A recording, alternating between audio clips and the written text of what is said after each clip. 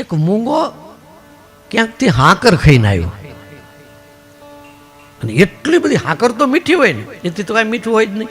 એટલી બધી મીઠી લાગેલી, એને એમ થયું લાવ ગામના ને બધાને મેં સ્વાદ લીધો એ બધો સ્વાદ આપું. એટલે ગામના ને વાચા તો હતી નહીં, એટલે આમ આમ કરે, ઈશારો બધા આમ કરે, પણ કોઈ એના ઈશારાને સમજતું નથી.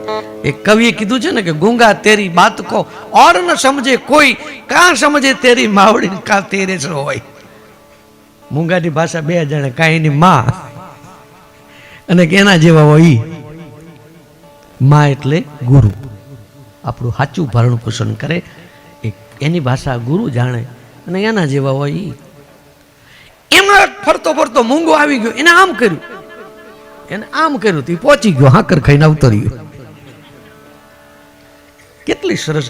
આ મૂંગાની હાકરની વાત નથી.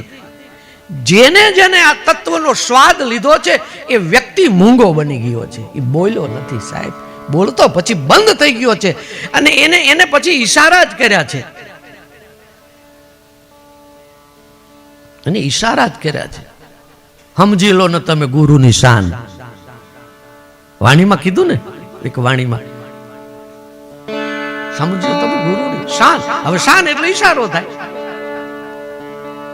અને શાન કોક જ સમજી શક્યા છે સાહેબ, કોક જ સમજી શક્યા છે. કોણ? તો કે જે મૂંગા થયા હોય, બકવાસ કરતા હોય ને, એ કોઈ દી સ્વાદ ન લઈ શકે. એ બકવાસ કરવામાં રહી જાય આખી જિંદગી. અહીંથી બે શબ્દો લીધા, અહીંથી એક દુહો લીધો, અહીંથી એક ભજન લીધું,